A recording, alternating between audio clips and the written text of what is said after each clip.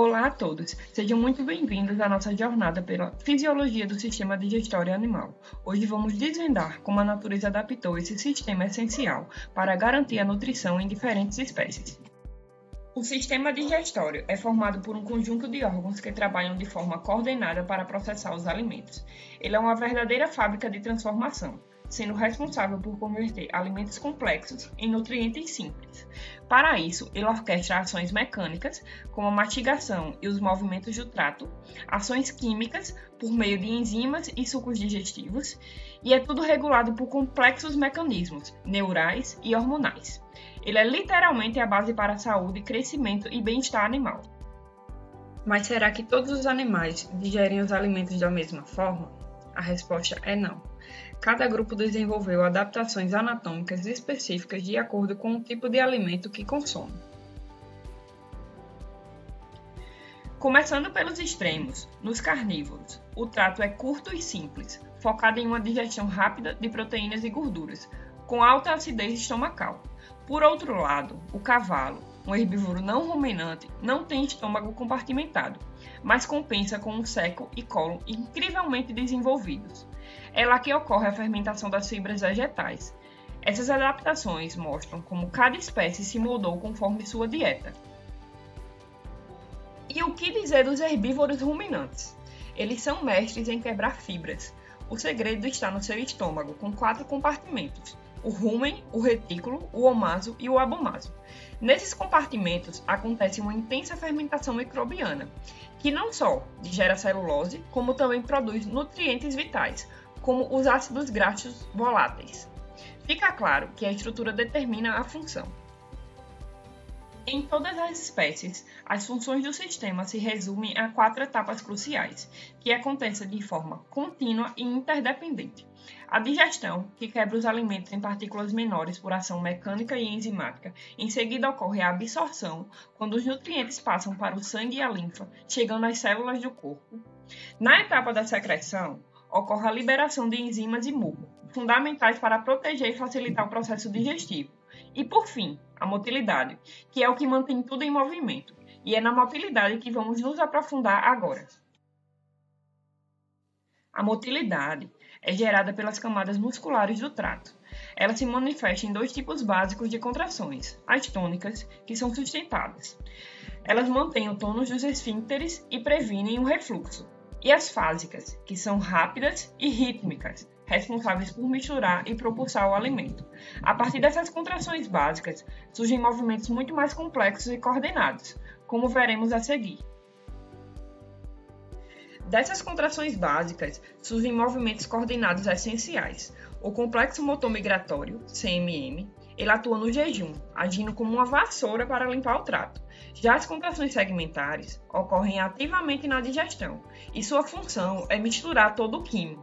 Essa mistura, ela maximiza o contato com a mucosa, otimizando a absorção de nutrientes. Por fim, temos o movimento mais conhecido, o peristaltismo. Essa é a onda de propulsão, um movimento coordenado que empurra o alimento do esôfago até o colo. Ele é o grande responsável por garantir o trânsito do bolo alimentar, do início ao fim. O sistema digestório é de fato uma orquestra fisiológica onde tudo atua em harmonia para manter o equilíbrio da vida animal. Você sabia que a digestão é um dos processos mais complexos e bem coordenados do nosso corpo? A regulação da função digestiva envolve uma série de mecanismos. São eles os nervosos, hormonais e locais, que juntos trabalham para controlar a secreção, a motilidade e o fluxo sanguíneo do trato gastrointestinal. Tudo isso acontece para adaptar o processo digestivo às características do alimento ingerido, garantindo assim uma digestão eficiente, boa absorção de nutrientes e proteção da mucosa intestinal. A regulação nervosa do sistema digestivo ocorre de 2 formas: pelo sistema nervoso entérico, que age localmente dentro do próprio tubo digestivo, e pelo controle extrínseco, vindo do sistema nervoso autônomo. O sistema nervoso entérico, formado pelos plexos de Auerbach e Meissner, controla a motilidade, as secreções e o fluxo sanguíneo intestinal. Ele pode funcionar até de forma independente do cérebro. Já o controle extrínseco vem dos ramos simpático e parasimpático. O parasimpático estimula a digestão, aumentando as secreções e o movimento peristáltico. O simpático faz o contrário, inibe a digestão em situações de estresse, propondo energia para o corpo. Já o controle nervoso extrínseco modula a atividade do sistema nervoso entérico. O sistema parasimpático, através do nervo vago e dos nervos pélvicos, estimulam a digestão, aumentando as secreções, intensificando os movimentos peristáticos e relaxando os esfíncteres. Por outro lado, o sistema simpático tem efeito oposto. Ele reduz secreções, contrai esfíncteres e diminui a motilidade, predominando em situações de estresse ou esforço físico. Esse equilíbrio entre estímulo e inibição é o que garante que a digestão aconteça no momento certo, sem desperdício de energia.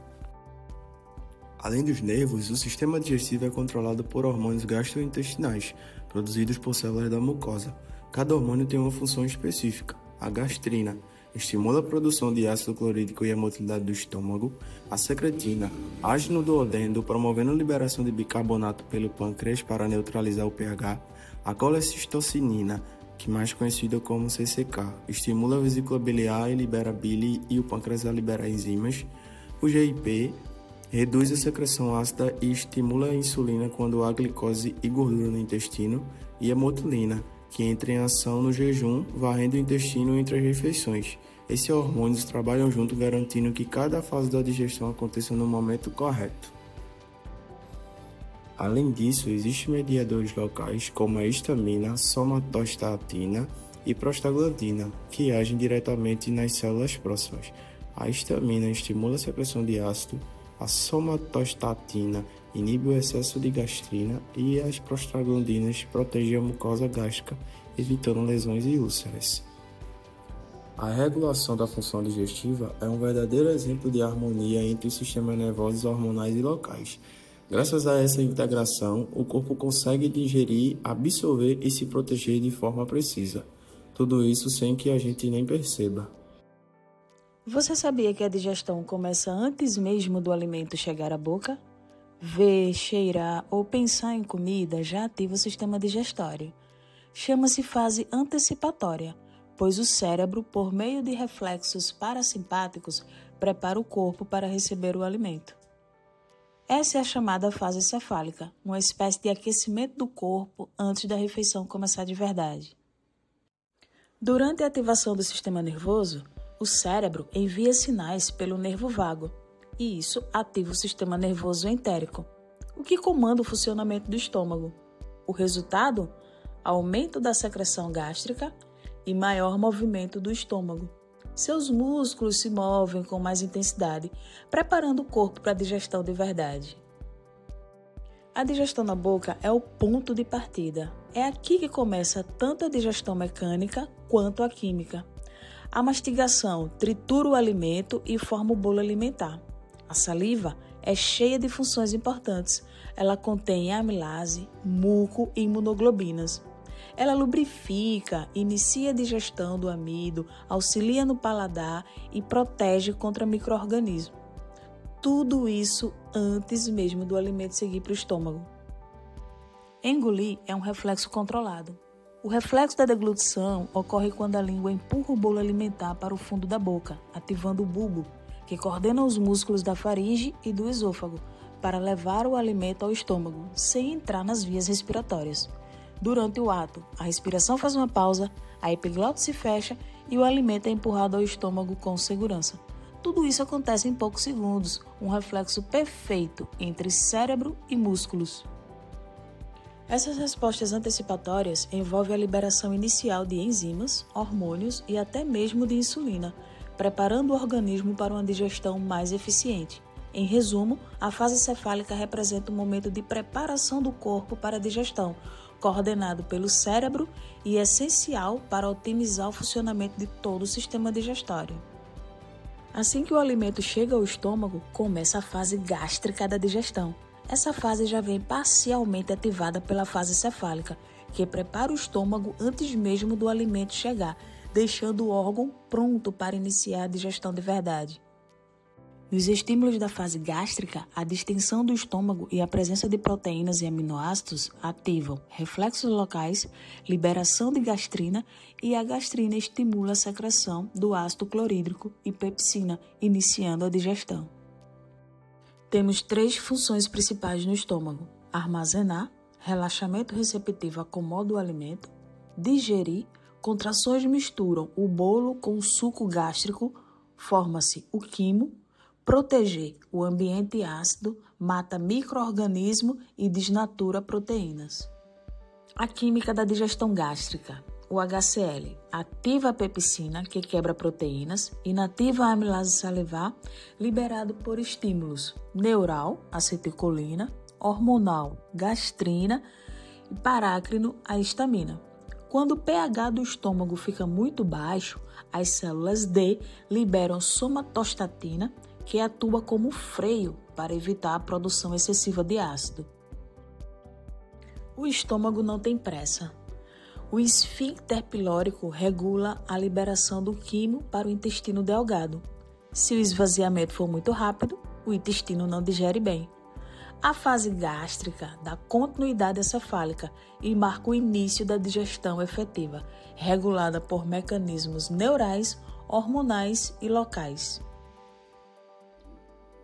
A fase intestinal é o período em que o alimento, agora na forma de quimo, chega ao intestino delgado, principalmente ao duodeno. Nesse estágio ocorre a secreção de hormônios e enzimas pancreáticas e biliares em resposta ao quimo, o que neutraliza o pH ácido do estômago e a absorção de nutrientes, com gorduras, proteínas e carboidratos, sendo finalizados e absorvidos pelo intestino, juntamente com a água e elétrons. Principais eventos da fase intestinal: recepção do quimo, neutralização do pH, digestão e absorção, controle hormonal, função do intestino delgado, função do intestino grosso e motilidade. A recepção do quimo.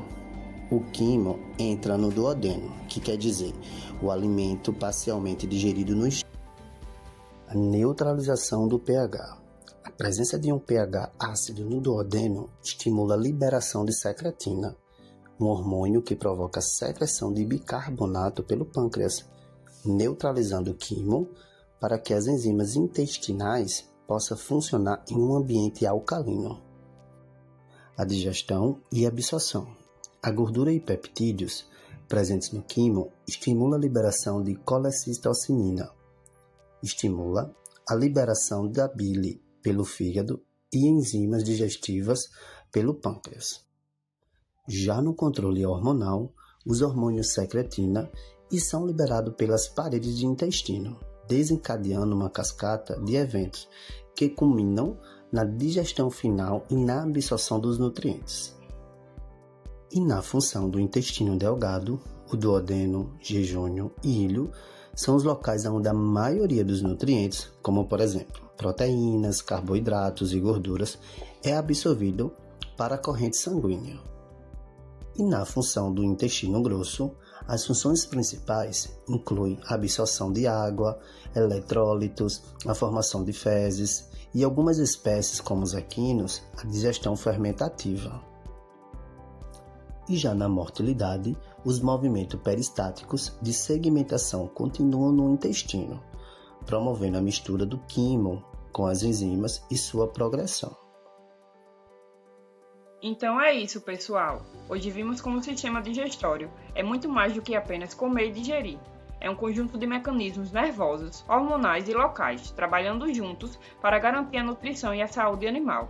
Espero que essa apresentação tenha ajudado você a entender melhor esse processo e a enxergar a importância da fisiologia na prática veterinária. Obrigada por assistir e até o próximo!